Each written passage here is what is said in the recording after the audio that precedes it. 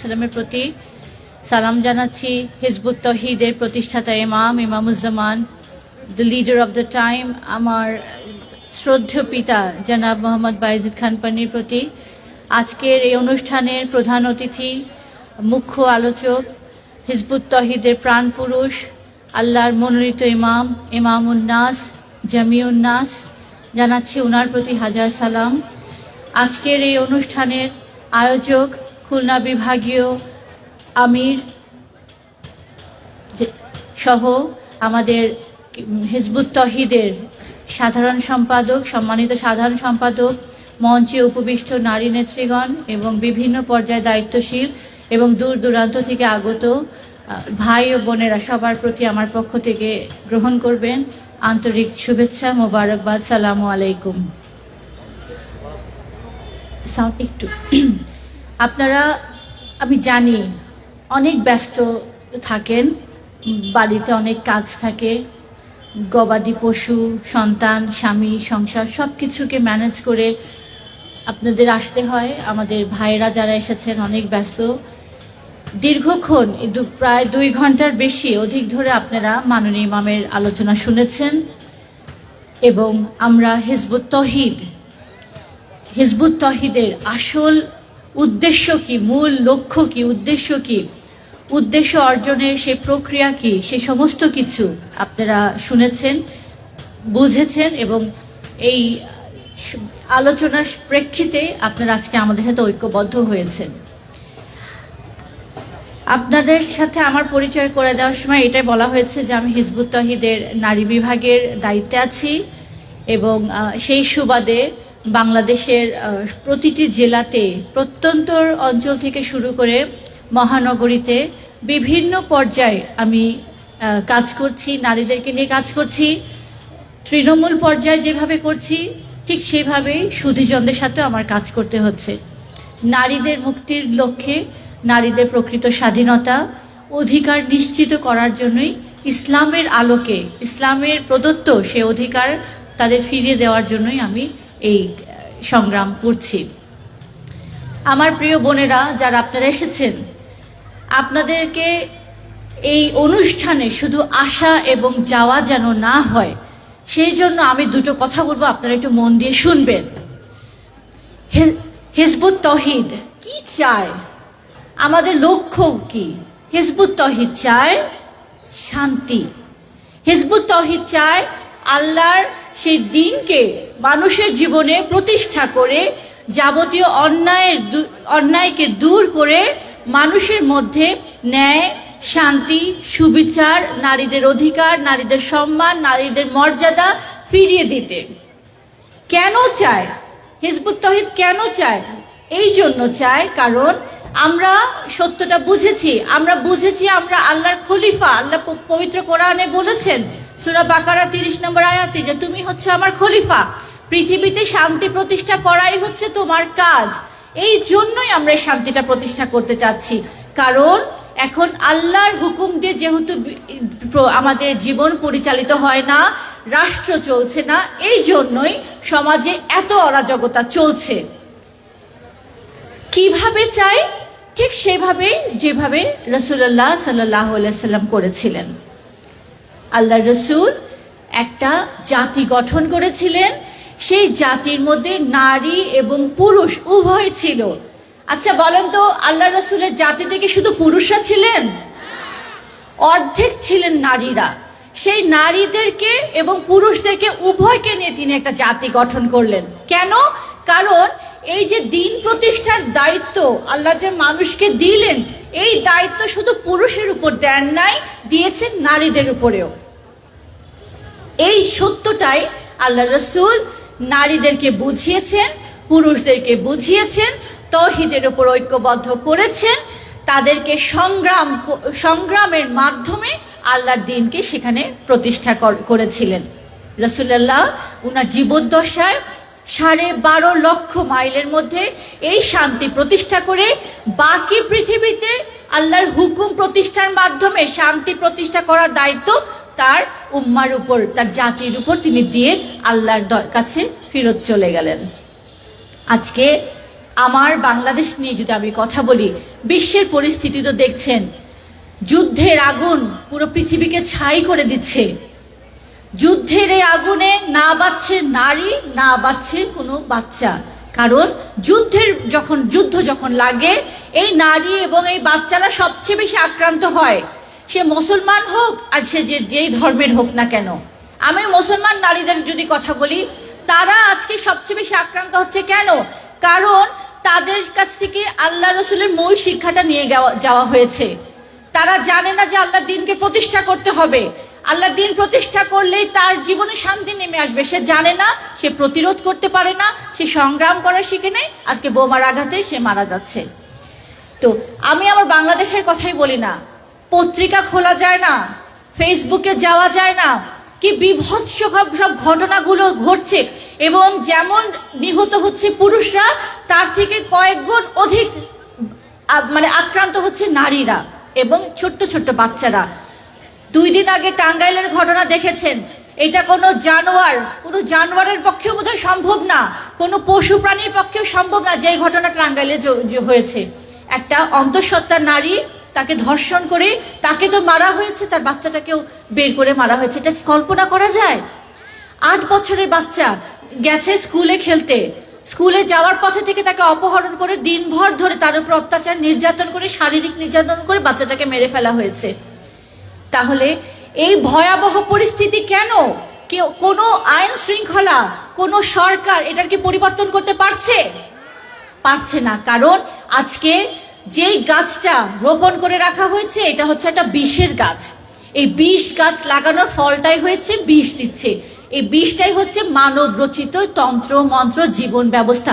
আল্লাহর এই পবিত্র জীবন ব্যবস্থাকে আমরা বাসার আলমারির উপর রেখে আবার রাষ্ট্র চালাচ্ছি মানব রচিত বিধান দিয়ে। যার কারণে আজকে এই সমাজে যেমন চলছে সুদ, যেমন চলছে ঘুষ, চাঁদাবাজি, অরাজকতা, নারী নির্যাতন, নারী অপহরণ, শিশু ধর্ষণ, খুন, রাহাজানি, ছিনতাই, এমন কোনো অপরাধ নাই যেটা বাংলাদেশের মাটিতে এখন হচ্ছে না।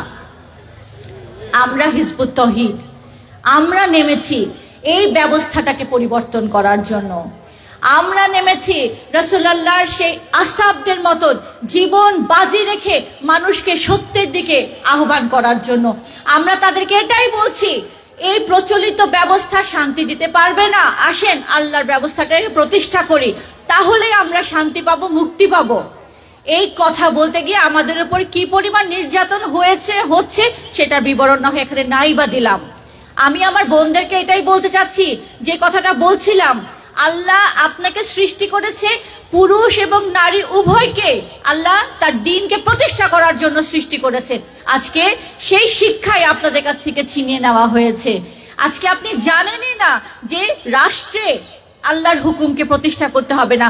আপনি জানেনই না যে আল্লাহ আপনার উপর রোজা যেমন ফরজ করেছে, ঠিক তেমনি সুদ না খাওয়া আল্লাহ ফরজ করেছে। আল্লাহ আপনার উপর নামাজ যেমন ফরজ করেছে, আল্লাহর হুকুম দিয়ে বিচার হবে সমাজে, এটাও প্রতিষ্ঠা করা আল্লাহ আপনার উপর ফরজ করেছে। এই শিক্ষা আপনাকে দেওয়া হয় নাই, যার ফলে আপনি যে ভাবছেন সমাজে যা হচ্ছে এটা দিয়ে আমার কি করার, আমি তো ভাই ক্ষমতায় নাই, আমি তো কোনো দল করি না, আমি তো রাষ্ট্র না, আমার তো কিছু করার নাই, আমি আমার সংসার নিয়ে থাকি, যতটুকু আমল করি আল্লাহ আমাকে এটা নাজাত দিবেন, আমি পরকালে জান্নাত যাব। নো, এতক্ষণ যে আলোচনাটা শুনেছেন, ঈমান না আনলে আপনার এই আমলের কোনো দাম নাই। এবং ঈমান না আনলে আপনি মুমিনই না। আপনি যদি মুমিনই না হতে পারেন, মুমিনের খাতায় নামই না থাকে, তাহলে এই দুনিয়াতে যেমন আপনি অপমান অপদস্থ হচ্ছেন ব্যক্তিগতভাবে, জাতিগতভাবে, পরকালে আল্লাহর ওয়াদা হিসাবে আল্লাহ রেখেছেন পরম ভয়ঙ্কর শাস্তি আমাদের জন্য। তো আমরা হিজবুত তৌহিদ এই কথাটুকুই কিন্তু আপনাদেরকে বলার জন্য চেষ্টা করছি। আমরা হিজবুত তৌহিদ নারীদেরকে আবার জাগিয়ে তোলার চেষ্টা করছি। নারীদেরকে, সেই ঘুমন্ত নারীদেরকে সত্য দিয়ে আল্লাহর তৌহিদের উপর ঐক্যবদ্ধ করার জন্যই কিন্তু আমরা আপনাদের সাথে কাজ করে যাচ্ছি। আমরা এটাই বলছি যে আজকে আমি মেহেরপুরে এসেছি। মেহেরপুর নামটাই প্রথমে শুনতাম, আমার কাছে, আমি ছোটকাল থেকে যখন শুনতাম আমার কাছে মনে হতো এই অঞ্চলটা না জানি কত সুন্দর। এবং সত্যি সত্যি আমি যখন এখানে এসেছি এই অঞ্চলটা, এই মেহেরপুর জেলাটা আমাকে খুবই অভিভূত করেছে। এখানকার মানুষরা খুবই ভ্রাতৃত্বপূর্ণ। এবং আমি আরেকটা যেটা জিনিস দেখেছি যে অন্য অন্য অনেক ধর্মান্ধ যেই জেলাগুলো আছে, এই মেহেরপুর জেলার পুরুষরা কিন্তু নারীদের উপর এরকম ধর্মান্ধ নয়। এই এলাকার নারীদেরকে তারা কাজ করতে দিচ্ছেন, তারা শিক্ষা অঙ্গনে যেতে দিচ্ছেন, তারা পড়ালেখা করতে দিচ্ছেন, চাকরি করতে দিচ্ছেন, ব্যবসা পর্যন্ত করতে দিচ্ছেন। অর্থাৎ এই যে আমার এই বোনেরা, তারা কিন্তু সেরকম আবদ্ধ নয়, তাদের উপরে এরকম ধর্মের ভুল ব্যাখ্যা দিয়ে বা তাদেরকে ধর্মের দোহাই দিয়ে কিন্তু ঘরের মধ্যে কোণঠাসা করে রাখেন নাই। এই জন্য আপনাদের এই সুযোগটা আর একটু বেশি আছে। যেহেতু সত্যের আহ্বান আজকে আপনারা পেলেন, যেহেতু সত্য মিথ্যার মধ্যে পার্থক্যটা আজকে আপনাদের সামনে উপস্থাপন করা হলো, আপনাদের আশা করি বুঝতে পেরেছেন যে আল্লাহর এই হুকুমকে প্রতিষ্ঠা করার জন্য আজকে আপনাকে মাঠে নামতে হবে, আজকে আপনাকে একটা ভূমিকা রাখতে হবে, আজকে আপনাকে আল্লাহ রসুলের সেই নারী আসহাবদের মতন নিজের মধ্যে সাহস সঞ্চার করতে হবে, শক্তি আনতে হবে, এবং এই শক্তি দিয়ে আপনি আল্লাহর দ্বীন প্রতিষ্ঠা করার জন্য একটা ভূমিকা রাখবেন, সংগ্রাম করবেন। এখন এই কাজটা আপনি যেইভাবে নিজের জন্য করবেন, একইভাবে আপনার স্বামীকে, আপনার সন্তানকে অনুপ্রাণিত করবেন, সাহস দিবেন, শক্তি দিবেন, উদ্দীপনা দিবেন যে আমরা যদি এই সমাজকে পরিবর্তন করতে না পারি, আমরা তো আসলে বাঁচবো না, আমরা তো, আমার দেশ বাঁচবে না, আমার ধর্ম বাঁচবে না, আমার রাষ্ট্র বাঁচবে না, আমার এই সুন্দর মেহেরপুর বাঁচবে না। কাজেই আমরা সবাই মিলে আসেন আমরা এই ব্যবস্থাটাকে পরিবর্তন করি। একটা অ্যাটম বম যদি মারা হয় পৃথিবীতে, পুরো পৃথিবী ধ্বংস। সেখানে 18,000 অ্যাটম বম তৈরি করে রাখছে পরাশক্তিধর রাষ্ট্রগুলো। এই অ্যাটম বম যদি একটা বাংলাদেশে পড়ে, আমরা কি আমাদের কোনো অস্তিত্ব খুঁজে পাওয়া যাবে? আমাদের কোনো চিহ্ন থাকবে? বাংলাদেশ কি কোনো দেশের মানচিত্র আর পৃথিবীর বুকে থাকবে না, সব বিলীন হয়ে যাবে। তাহলে এই যে পৃথিবীতে আসলেন, এই যে বড় হলেন, বিয়ে শাদী হলো, বাচ্চা কাচ্চা হলো, বাচ্চাদেরকে বড় করলেন, তাহলে কি লাভটা হলো? দুনিয়াতেও কষ্টে থাকলেন, পরকালেও কষ্টতে যাবেন। আবার মারা যাওয়ার পর সেই আল্লাহ যেটা বলেছেন, মুমিন ব্যতীত কেউ জান্নাতে যেতে পারবে না। আমি মুমিন হওয়ার জন্য এখানে সংগ্রাম করলাম না, তাহলে আমাকে কি পরকালে কি আল্লাহকে আমাকে চেহারা দেখে কি আমাকে জান্নাতে দিবেন? শর্ত পূরণ না করলে আল্লাহর কাছে আমি কোনো রিওয়ার্ড, কোনো উপহার আমি আশা করতে পারি না। আমার বোনেরা, আপনাদের কাছে আমার আহ্বান, আপনাদের কাছে আমাদের এই কথাটাই বলছি যে আসেন সবাই মিলে আমরা এই সমাজটাকে পরিবর্তন করার জন্য একটা ভূমিকা রাখি। আজকে আপনারা হয়তো ইতিহাসে পড়েনও নাই, কোত্থেকে পড়বেন, শিখায় নাই, জানেন না রাসূলুল্লাহ নারীরা কিভাবে সংগ্রাম করেছেন। যেই হাত দিয়ে তারা রুটি বেলেছেন, সেই হাত দিয়ে তারা শত্রুর বিরুদ্ধে যুদ্ধ করার জন্য অস্ত্র তুলে নিয়েছেন। যেই হাত দিয়ে পরম মমতায় সে তার বাচ্চাকে, তার সন্তানকে পৃথিবীতে এনে লালন পালন করে যত্ন করে বড় করেছেন, সেই হাত দিয়ে সেই সন্তানকে যুদ্ধের জন্য সাজিয়ে পাঠিয়ে দিয়েছেন যুদ্ধের ময়দানে। বলেছেন, যা বাবা, আল্লাহ রসুলের সাথে যা, অন্যায়কে বিচূর্ণ করে, অন্যায়কে চূর্ণ করে শান্তি প্রতিষ্ঠা করার জন্য যা, আল্লাহর দ্বীন প্রতিষ্ঠা করার জন্য তোকে আমি সাজিয়ে দিলাম। তুই যেন আল্লাহর রাস্তায় যে শহীদ হয়ে যা, তুই যেন আল্লাহর কাছে সবচেয়ে প্রিয় বান্দা হয়ে হাসরের দিন উঠতে পারিস, আমি যেন শহীদের মা হয়ে হাসরের দিন দাঁড়াতে পারি। যেই মা বুকের ধনকে একটা পিঁপড়া কামড় দিলেও মা সহ্য করতে পারে না, সেই মা যুদ্ধের মধ্যে সাজিয়ে দিয়ে বাচ্চাকে দিয়ে দিয়েছে, ছেলে দিয়েছে শহীদ হওয়ার জন্য। তার বাচ্চা অস্ত্রের আঘাতে তার সমস্ত দেহ ছিন্ন বিচ্ছিন্ন হয়ে গেছে, মা সবর করেছে আল্লাহ দ্বীন প্রতিষ্ঠা করার জন্য। যেই পুরুষরা দ্বন্দ্বে লিপ্ত থাকতো, আরবে সেই জাহেলি সমাজে দ্বন্দ্বে তাদের সারাক্ষণ মারামারি কাটাকাটি থাকতো, সেই পুরুষরাই যখন তৌহিদের উপর ঐক্যবদ্ধ হলো, যখন তারা ঈমান আনলো, আল্লাহ রসুলের উম্মার অন্তর্ভুক্ত হয়ে গেল, তারা ভাই হয়ে গেল। কেমন ভাই? যুদ্ধের ময়দানে যখন একজন পানি পানি করে কাতরাচ্ছে, পানি নিয়ে যাওয়া হচ্ছে, তখন আরেকজন বলছে আমাকে না, আরেকজনকে পানি দাও, অমুককে পানি দাও, ওই যে আমার ভাই পানি না খেয়ে পানির জন্য তৃষ্ণার্ত, তাকে দাও। তাকে পানি খাইয়ে আরেকজনকে পানি খাইয়ে যখন ইনার কাছে আসছে, দেখে তিনজনই শহীদ। এই ভালোবাসা, এই ভ্রাতৃত্ব, এই ঐক্যের বন্ধন কিভাবে সম্ভব ছিল? আল্লাহর তাওহীদের উপরে তারা ঈমান এনেছিলেন বলে। এবং ফলে কি হয়েছিল? পুরুষেরা, নারীরা সম্মিলিতভাবে সংগ্রাম করে, জিহাদ করে, কেতাল করে রাসূলুল্লাহর নেতৃত্বে সেই সমাজকে পরিবর্তন করে দিয়েছিলেন। পরিবর্তন করার ফলে নারীদের কি হলো?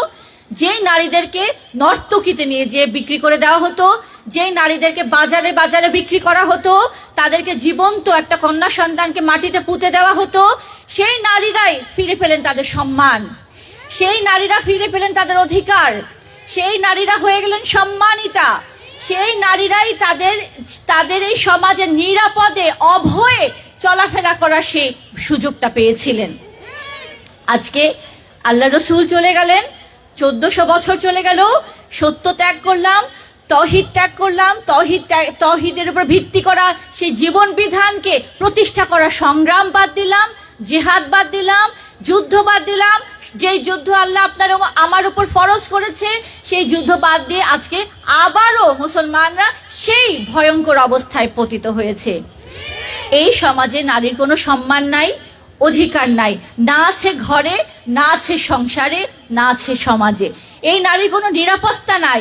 5 বছরের বাচ্চা, 6 মাসের বাচ্চা, 80 বছরের বৃদ্ধা, কেউ এখানে নিরাপদ না। এই সমাজে নারীদের কথা বলার জায়গা নাই। এই সমাজে নারীরা তাদের বাবা মায়ের সম্পত্তি থেকে বঞ্চিত হচ্ছে, স্বামীর সম্পত্তি থেকে বঞ্চিত হচ্ছে, অর্থাৎ সব জায়গায় তারা অধিকারহীন হয়ে গেছে।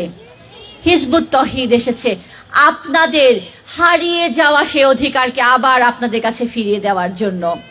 হিজবুত তৌহিদের একমাত্র উদ্দেশ্য, একমাত্র লক্ষ্যই হচ্ছে আল্লাহর এই হুকুমকে প্রতিষ্ঠা করে মানুষের অধিকার নিশ্চিত করা, মানুষের বাক স্বাধীনতা ফিরিয়ে দেওয়া, নারীদের সম্মান, নারীদের ইজ্জত, নারীদের অধিকার সবকিছু ফিরিয়ে দেওয়ার জন্য সংগ্রাম করছে। এখানে আমাদের ব্যক্তিগত কোনো স্বার্থ নাই, আমাদের ব্যক্তিগত কোনো অভিপ্রায় নাই। আগামী নির্বাচনে আমি রুফায়দা, আমি কোনো মন্ত্রী প্রার্থী হতে যাচ্ছি না যে আপনি আমাকে ভোট দিবেন। আমার চাওয়া হচ্ছে আমার এই নারীরা, আমার বাংলার নারীরা যেন আবার সেই মহাসত্যে জেগে ওঠে। আমার চাওয়া হচ্ছে এই নারীরা, এই অপমানিত যারা, তাদেরকে অপমান করা হচ্ছে, যাদের অধিকার হরণ হচ্ছে, যাদের উপরে নির্যাতন হচ্ছে, যাদের চলাফেরার কোনো নিশ্চিন্তে নির্ভয়ে যারা চলাফেরা করতে পারছে না, তাদেরকে এমন একটা সমাজ উপহার দেওয়া যেন একটা নারী বাংলাদেশের এই প্রান্ত থেকে ওই প্রান্ত হেঁটে যাবে, দিন হোক কি রাত, সে যুবতী হোক কি বৃদ্ধা, তার গায়ের মধ্যে স্বর্ণের অলংকার থাকবে, কিন্তু একটা কুদৃষ্টি তার দিকে উঠবে না, এমন একটা সমাজ পরিবর্তন করার জন্য। এই কাজ শুধু হিজবুত তৌহিদ একা করার কাজ নয়, এই কাজ হচ্ছে আল্লাহর হুকুম। এই কাজ হচ্ছে যে নিজেকে মুসলমান বলে দাবি করে প্রত্যেকটা মুসলমানের উপরে আল্লাহর হুকুম। কাজেই আমাদের কথা হচ্ছে যে সময় তো অনেক গেছে, অনেক দেখলেন, কিন্তু শান্তি কিন্তু পেলেন না, নিরাপত্তা কিন্তু পাচ্ছেন না, ন্যায় বিচার আপনাদের সাথে হচ্ছে না, এবং বিশ্বাস করেন আপনারা কোনোদিন ন্যায় বিচার পাবেন না। আজকে যত ধর্ষণ হচ্ছে, এই ধর্ষণে যদি একটা বিচার হতো, যেই বিচার আল্লাহ বলেছেন যে ধর্ষকের শাস্তি, চূড়ান্ত শাস্তি হচ্ছে তাকে মৃত্যুদণ্ড দাও, একজন ধর্ষকের যদি মানুষের সামনে শাস্তি দেওয়া হতো, আর কোন ধর্ষক এমন সাহস করতো কোন নারীর ইজ্জত লুণ্ঠন করার? আল্লাহ কোরআনে বলেছেন একজনকে হত্যা করার মানে হচ্ছে পুরো মানব জাতিকে হত্যা করা। ঠিক তেমনি একজন নারীর ইজ্জত লুট করা মানে হচ্ছে পুরো নারী জাতির ইজ্জত লুট করা। তাহলে কিভাবে আমরা চুপ করে থাকতে পারি? আমরা পারছি না, আমরা পাগলের মতন ছুটে বেড়াচ্ছি। কিন্তু আমরা যে আপনাদেরকে বলে বেড়াচ্ছি, আমরা যে আপনাদের দুয়ারে দুয়ারে যে বলছি, আপনারা যদি জেগে না উঠেন তাহলে আমাদের পক্ষে সম্ভব না আপনাদেরকে জাগিয়ে তোলা, আমাদের পক্ষে সম্ভব না আপনাদের উপরে সুবিচার প্রতিষ্ঠা করা, আমাদের পক্ষে সম্ভব না আপনাদের অধিকার আপনাদেরকে ফিরিয়ে দেয়া। আপনার জন্য নিজের জন্য নিজের লড়াই করতে হবে। আপনার অধিকার ফিরে পাওয়ার জন্য আপনার নিজের কণ্ঠ আওয়াজ তুলতে হবে। আপনি যদি সত্যিকার অর্থে আল্লাহ প্রদত্ত সেই সম্মান ফিরে পেতে চান, আল্লাহর জন্য সংগ্রামে নামতে হবে এখন আপনাদেরকে। আমি একার উফায়দা আপনাদের পক্ষে পারবো না। তো এই হচ্ছে আমার কথা, আমার মেহেরপুরের বোনদের প্রতি আমার কথা হচ্ছে আপনারা জেগে ওঠেন, কারণ সত্যের আহ্বান এসে পড়েছে। আল্লাহর পক্ষ থেকে আল্লাহর মনোনীত ইমাম জমিনে বিচরণ করছেন, আল্লাহর মহাসত্য বাণী আপনাদের কাছে পৌঁছে দিচ্ছেন, এবং যদি আপনারা গ্রহণ না করেন এর ভয়াবহতাটা কি হতে পারে একটু অপেক্ষা করেন, তখন দেখবেন। তখন আপনারা কোথাও যে আর বাঁচতে পারবেন না, আর বাঁচানোর জন্য কোনো ত্রাণকর্তা আর আসবে না। আমার কথা আমার হিজবুত তৌহিদের বোনদের প্রতি, যারা দায়িত্ব পালন করছেন এবং যারা আমাদের এই আন্দোলনের মুজাহিদা সদস্য, আপনারা জানেন, বুঝেছেন যে আল্লাহর এই দিনকে প্রতিষ্ঠা না করলে এই সমাজে শান্তি আসবে না, রাষ্ট্রে নিরাপত্তা আসবে না। এই কাজ করার জন্য আপনারা মানুষের দুয়ারে দুয়ারে যাচ্ছেন, সভা করছেন, সেমিনার করছেন, আপনারা মানুষের কাছে তৌহিদের বাণী নিয়ে যাচ্ছেন, ঐক্যের বাণী নিয়ে যাচ্ছেন। কিন্তু এখানে আমি আপনাদেরকে বলতে চাইবো, আপনারা এই সংসার এবং সংগ্রাম করার মধ্যে ভারসাম্য যেন হারিয়ে না ফেলেন। কেউ কেউ দেখা যাচ্ছে, এরকম অভিযোগও আসে যে শুধুই সংগ্রাম করছেন, স্বামীর দিকে তাকাচ্ছেন না, সন্তানের দিকে তাকাচ্ছেন না, সন্তান মোবাইলে আসক্ত হয়ে যাচ্ছে, স্বামী খাওয়া দাওয়া ঠিক মতন পাচ্ছে না। এটা কিন্তু ভারসাম্যহীনতা হচ্ছে।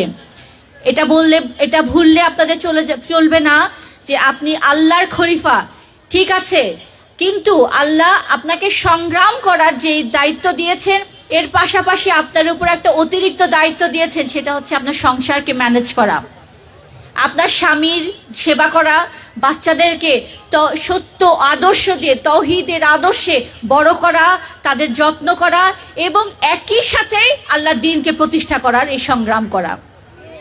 এইটার মধ্যে যেন আপনাদের ব্যালেন্স, ভারসাম্য নষ্ট না হয়। দ্বিতীয়ত আমি বলবো, এখন হচ্ছে মোবাইলের যুগ। মোবাইলের এই যুগে মানুষ বিভিন্নভাবে অপকর্মের সাথে লিপ্ত হয়ে যাচ্ছে, এবং বিশেষ করে এই অপকর্মের মধ্যে নারীদেরকে টার্গেট করা হয়। নারীদেরকে বিভিন্নভাবে ফ্রেন্ড রিকোয়েস্ট পাঠানো হয়, মেসেজ পাঠানো হয়। পর পুরুষেরা হয়তো আপনাদেরকে বলতে পারবে যে আমি হিজবুত তৌহিদ সম্পর্কে জানতে চাই, বুঝতে চাই, আপনারা এইভাবে মেসেজ করবেন, কথা বলবেন, এবং এর মধ্য দিয়ে সে হয়তো আপনাকে কোনো কুপ্রস্তাবনা দিতে পারে এবং এটার একটা স্ক্রিনশট রেখে আপনাকে ব্ল্যাকমেইল করার চেষ্টা করতে পারে। এই নীতি নৈতিকতা যেন আপনারা একেবারে, আপনাদের অবস্থান যেন দৃঢ় থাকে। আপনারা যেন কোনোভাবে সোশ্যাল মিডিয়াকে আল্লাহর দ্বীন প্রতিষ্ঠা করার একটা বাহন ছাড়া অন্য কোনোভাবে এটাকে আপনারা ব্যবহার না করেন। এটার সৎ ব্যবহার, এটার হক আদায় তখনই হবে এই সোশ্যাল মিডিয়া ব্যবহার করে, যখন আপনি আল্লাহর সত্য দ্বীনের বাণী, তৌহিদের বাণী, ঐক্যের বাণী হাজার হাজার লক্ষ লক্ষ মানুষের কাছে, নারী পুরুষ সবার কাছে পৌঁছে দিতে পারেন। এই বাহন ব্যবহার করে যেন আপনি এই দ্বীনের অন্তর্ভুক্ত করতে পারেন সত্যনিষ্ঠ, সত্যগামী, সত্য সন্ধানী সেই প্রাণীগুলোকে। কিন্তু এই মিডিয়া ব্যবহার করে যেন কেউ অন্যদিকে যেন আপনাদের ডাইভার্ট না হন, সেটার ব্যাপারে আমি আপনাদেরকে বিশেষভাবে দৃষ্টি রাখার জন্য এবং সজাগ এবং সচেতন থাকার জন্য আমি আপনাদেরকে এই কথাগুলো বলবো। তো মাননীয় ইমাম আপনাদের উদ্দেশ্যে আরো কথা বলবেন। তো আমার কথা হচ্ছে এটাই, সংক্ষেপে এটাই বলবো যে হে আমার নতুন বোনেরা, যারা আজকে সাইন করেছেন, যারা সাইন করেন নাই, হিজবুত তৌহিদের কোনো অভিপ্রায় নাই, হিজবুত তৌহিদের কোনো স্বার্থ নাই। একটা আন্দোলন, এটা কল্পনা করাও যায় না যে নিঃস্বার্থভাবে নিজের টাকা খরচ করে, নিজের গাড়ির তেল ফুরিয়ে আপনাদের দুয়ারে দুয়ারে যেয়ে আপনাদেরকে আল্লাহ তৌহিদের দিকে ঐক্যবদ্ধ করার জন্য সংগ্রাম করছে। আমরা কোনো রাজনীতি করি না, করার কোনো উদ্দেশ্যও নাই, কোনো আমাদের প্ল্যানও নাই। আমরা কোনো বিনিময় চাই না আপনার কাছে, আমাদের বিনিময় চাওয়া হচ্ছে একমাত্র রব্বুল আলমিনের দরবারে। আমি আপনার কাছে সত্যের বাণী পৌঁছায় দিলাম, আপনি নেন কি না নেন এটা জবাবদিহিতা আপনি আল্লাহর সাথে করবেন। আমি আমার আল্লাহর কাছে ক্লিয়ার থাকতে পারবো। কাজেই আপনারা যারা তৌহিদের বাণী আগে পান নাই, আজকে পেয়ে গেলেন। সত্য মিথ্যার পার্থক্য জানতেন না, আজকে জেনে গেলেন। কিভাবে আল্লাহর দিনকে প্রতিষ্ঠা করবেন সেই পথটাও আজকে আপনাদের সামনে উপস্থাপন করা হলো।